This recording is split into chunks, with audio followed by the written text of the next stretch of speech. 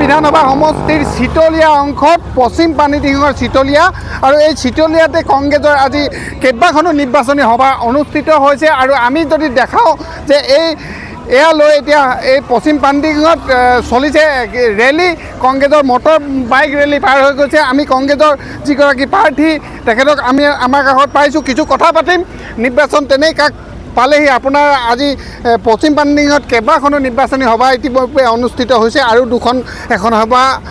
এতিয়া অনুষ্ঠিত হ'ব আমি দেখিছোঁ আপোনাৰ এটা বৃহৎ ৰেলী আচলতে আগবাঢ়িছে কেনে চলিছে আৰু কি দেখা পাইছে একচুৱেলি এইটো ৰেলী নহয় আজি আমাৰ বিভিন্ন স্থানত আমি পশ্চিম পানীডিং পঞ্চায়তত সভা আমি অনুষ্ঠিত কৰিছোঁ আৰু সভাৰ আগে আগে সেই স্থানৰ পৰা ৰাইজসকল আহি পেলাই আদৰি নিছে আৰু এই আদৰি নিয়া ৰাইজৰ এইটো উপস্থিতি এইটো আমাৰ আজি তেনেকুৱা ধৰণৰ কোনো ৰেলী প্ৰগ্ৰেম নাই আৰু আপুনি দেখিছে যে ৰাইজৰ যি স্বতঃস্ফূৰ্ত সঁহাৰি ৰাইজে যেনেধৰণে আচলতে ওলাই আহিছে এই কথা ইয়াকে প্ৰমাণ কৰিছে যে ৰাইজে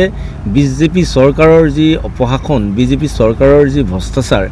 কেইটামান মানুহৰ আদানী আম্বানীকে প্ৰমুখ কৰি কেইজনমান মানুহক দেশৰ সম্পদ গতাই দিয়াৰ যিটো আচলতে অভিপ্ৰায় সেই কথাখিনি ৰাইজে বুজি পাইছে আৰু সেইবাৰ এইকাৰণে ৰাইজে সিদ্ধান্ত লৈছে যে এই চৰকাৰক অৱসান ঘটাব লাগিব এই চৰকাৰক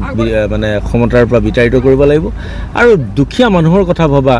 থলুৱা মানুহৰ কথা ভবা এখন চৰকাৰ প্ৰতিষ্ঠা কৰিব লাগিব আৰু এইখিনি আচলতে সমষ্টিটোৰ আটাইতকৈ এটা পিছপৰা অঞ্চল হিচাপে যোৱা সময়ছোৱাত পৰিচিত হৈ আছে কাষতে ব্ৰহ্মপুত্ৰ বানপানীৰ সমস্যা আছে হাতীৰ সমস্যা আছে এই ক্ষেত্ৰত আপুনি তেওঁলোকৰ মাজত আজি যিহেতু উপস্থিত হৈছেহি প্ৰচাৰৰ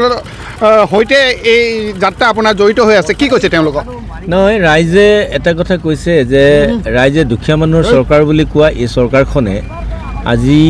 আমাৰ এই যিটো গৰাখহনীয়া যিটো সমস্যা ৰাইজে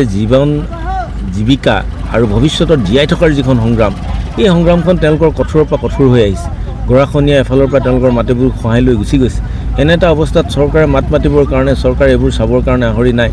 এই সামগ্ৰিকভাৱে এই যিটো আমাৰ পিছপৰা অঞ্চলটোৰ কল্যাণৰ বাবে অহা গোটেই টকাখিনি কেইটামান মুষ্টিমেয় মানুহৰ হাতলৈ গুচি গৈছে এই কথাবোৰ ৰাইজে অতি আচলতে খৰ্গগ্ৰস্ত হৈছে ৰাইজে অতি অসন্তুষ্ট হৈছে আৰু এইকাৰণে আমি ৰাইজক কৈছোঁ যে গৌৰৱ গগৈ ডাঙৰীয়াৰ হাত শক্তিশালী কৰক অসমত গৌৰৱ গগৈ ডাঙৰীয়াৰ নেতৃত্বত এখন চৰকাৰ গঠনৰ কাৰণে আমাক সুবিধা কৰি দিয়ক আমি নিশ্চিতভাৱে ৰাইজৰ এই সমস্যাবিলাক সমাধান কৰিবলৈ চেষ্টা